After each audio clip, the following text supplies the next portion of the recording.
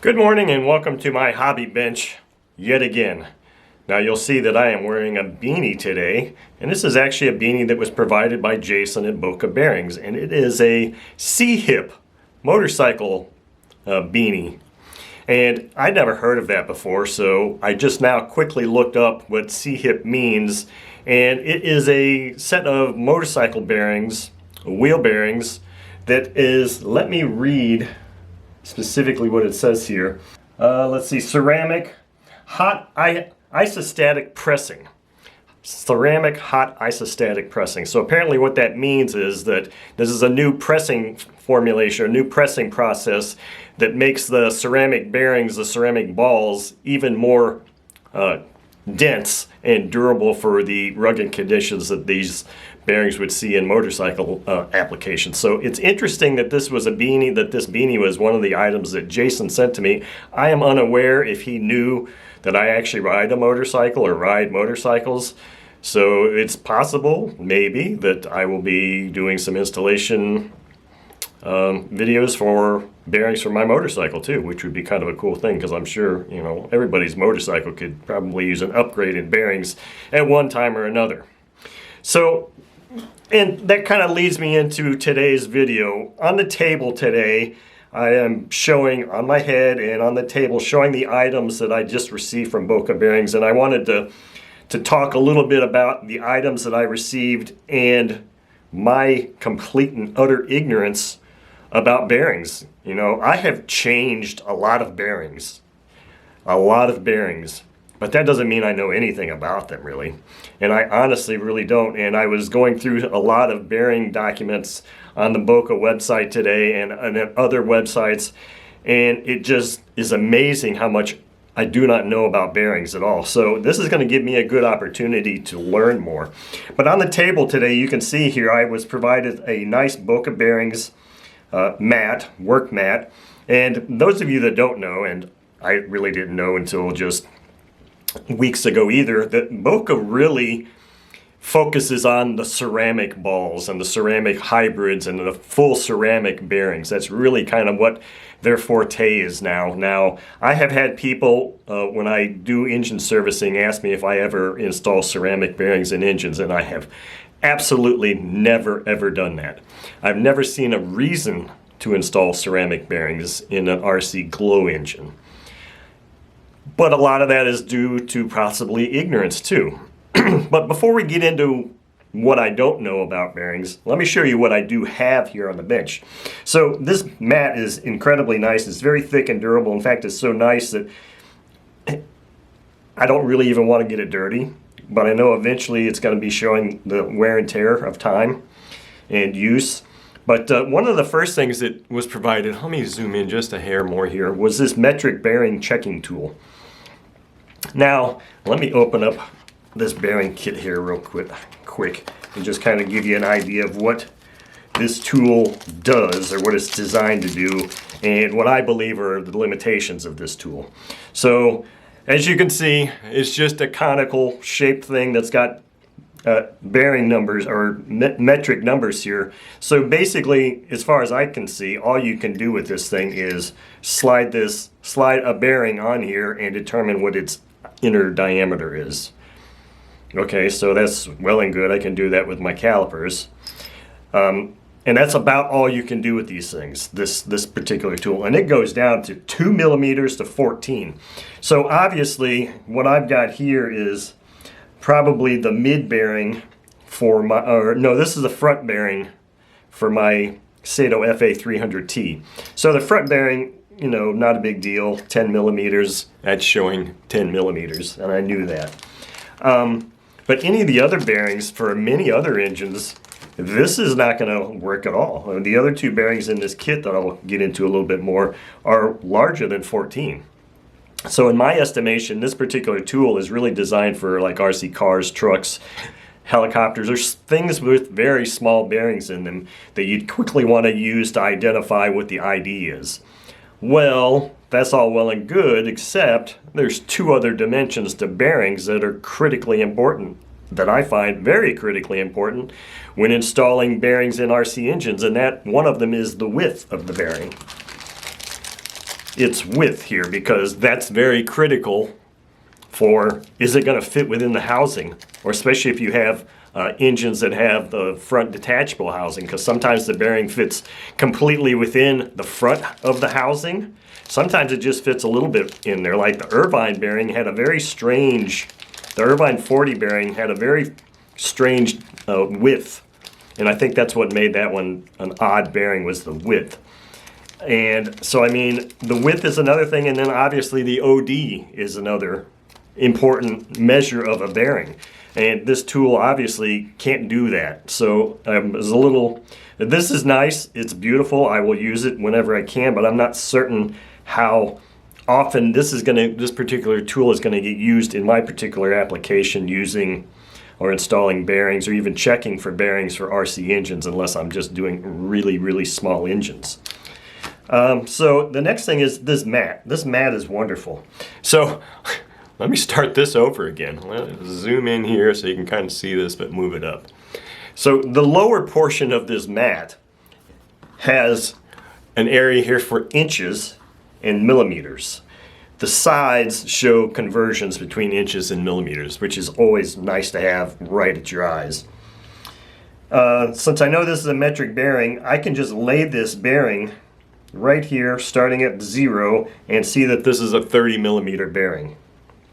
Now I knew that, and I suppose you could use this to measure the ID also, as long as you're shooting a flashlight down in there, but obviously this kind of a measurement is not nearly as precise as this. This is a very precision tool. So this is a very precision way to check metric bearings, and I looked on their site to see if they had one for SAE, and they don't. Because I was like, well, you might be, to have one of these tools in metric is wonderful. To have one in both standard or imperial, I guess that they might call it for non-metric bearings, would be just as useful also. They don't have that. I didn't see this on the website for that.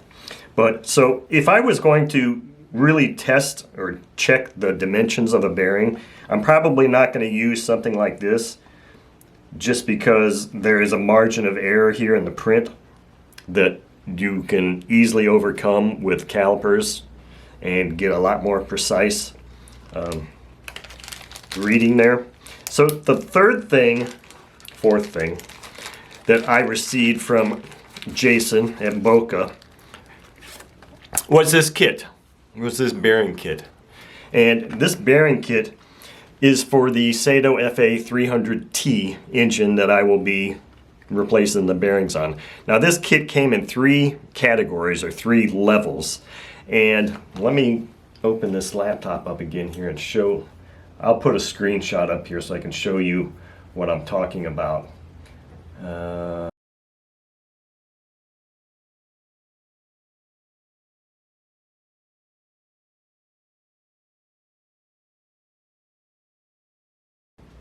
Anyway, so there were 3 levels here. I don't have it still open. I'll have to open up that web page again and show you. So there was the standard economy bearings, which is the ones I would always buy for myself and for customers, just because of the cost factor. And then you have here, it says this particular part number for this engine set is an ENK 102 HP. And the HP stands for high precision, I believe. So the difference between the standard and the high precision is that they have more precise or different races or cages in there. And I believe that the ABEC rating is the same.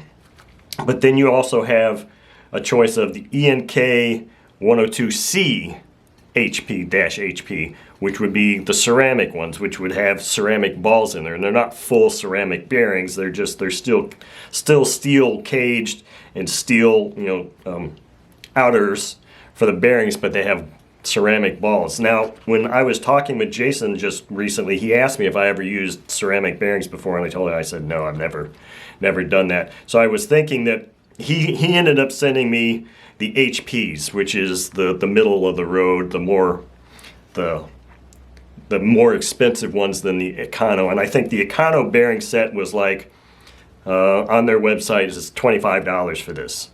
This set is $60, and then you go to the ceramic, and I'll show you this on the web page. The ceramic set is $106 or $109.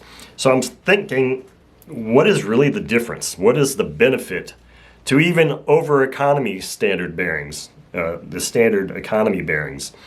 Is there a difference in the construction of the cage? And it seemed to me that both cages were still, it just said chrome steel.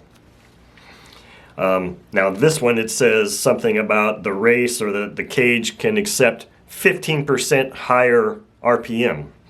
And I'm like, well, that's well and good, but you know, in my RC Glow engines, just because I put new bearings in there doesn't mean I'm going to rev the engine any higher than I normally would. So I'm not going to be changing the RPM of my engine. So that's one of the reasons why I've always just gone with the standard bearings. The standard bearings are fine. I don't know what their actual high speed rating is, because that's very difficult for me to, in the 30 minutes I spent, I couldn't really find that information. But obviously they're rated for at least the rotational speed that an engine is going to put out. Otherwise, engine manufacturers wouldn't be using those bearings. So I wasn't able to find out what the high-speed rotational speed is, and I think it's actually more of about how hot, what's the temperature that they can handle. And typically the engine temperatures, the internal engine temperatures of our engines is well below 300 degrees. You start getting an internal engine temperature above 300 degrees and you got a lot more concerns than just losing bearings.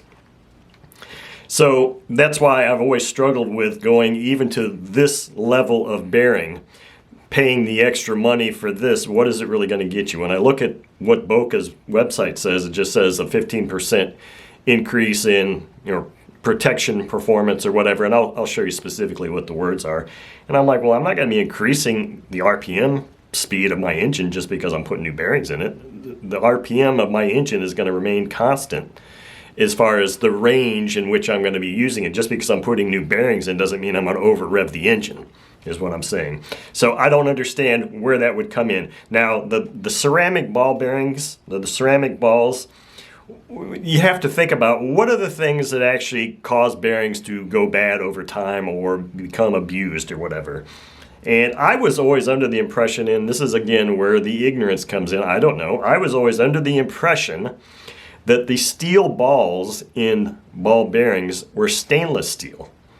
I don't necessarily know that that's true because I didn't see the word stainless in reference to any of the balls. Because you think, what are the things that can have bearings go wrong? Well, you can either have rust or corrosion, which rust with steel is what you would have, not corrosion. Or you can just have grit, garbage that gets in there. So I don't know that I have ever seen balls from the ball bearings that are rusty. Maybe the cage can get rusty because I think they're just chromed, and I don't believe chrome is really that great against preventing rust. But again, I'm not a metallurgist, so I don't know. All I know is I read the words chrome is when referencing the cages. So as far as I'm concerned, when you need to replace the bearings, you can feel it and you can hear it. Well, what are the things that are going to cause that? Well, it's going to cause contamination in there, and it could be contamination in the form of rust, particulates, or dirt, sand, grit, especially in the case of a crash. Fuel, obviously, is probably not going to cause any contamination because your fuel should be filtered and it should be fairly clean. So you'd be getting contamination from the outside world somehow. And if you're getting contamination from the outside world, that would probably be from a crash. So what does that leave us with? What causes our bearings to get gritty and gummy? Obviously, we know that castor oil or any oil, any lower, castor oil as it dries is going to dry and get gummy. But that in and of itself is not causing a problem with the bearings. It's actually protecting the bearings. So when you feel really notchy, gritty bearings, what is that? Is that sand? Is it metal from the internal wear of the engine? I don't know what it is. Do ceramic ball bearings hold up better than that? They're still going to be susceptible to metal and particulates getting in there. So all of this has kind of made me start thinking twice again about, I used to remove some of the shields on bearings because that's what I saw that was done on the inside of engines. And I'm beginning to wonder, the last few engines I've done for myself, I've not removed any of the shields. And now I'm wondering about if I'm ever going to remove any of the shields on any of my bearings, because why would I need to do that? The shield is there to prevent that kind of thing, dust and grit from getting into the balls. Oil is gonna, and the fuel is gonna get through there. They're not permanently sealed bearings. And even if they are permanently sealed bearings, they're permanently lubricated in there then too. So I'm kind of on the thing with this bearing thing, and I'm just finding out how much I don't know about bearings and how much this relationship with Boca bearings can educate me to understanding more about bearings, their applications, why we do certain things with them, and why we would put certain bearings in our engines. So I know this has probably been kind of an all over the place video, but I had a lot on my mind as I was sitting there doing a lot of this research today, and I really couldn't form it into a more contiguous, concise video than this. But so I don't know, maybe if there are any real experts out there on bearings, educate us and prove that you're an expert on bearings, because otherwise I'm thinking that there aren't too many people out there that really know much about bearings. We just buy them and use them, but who knows? That's just my thoughts on it. So anyway, Jason, thank you very much for these items. I look forward to our upcoming work together with Boca bearings, and I thank you all for watching.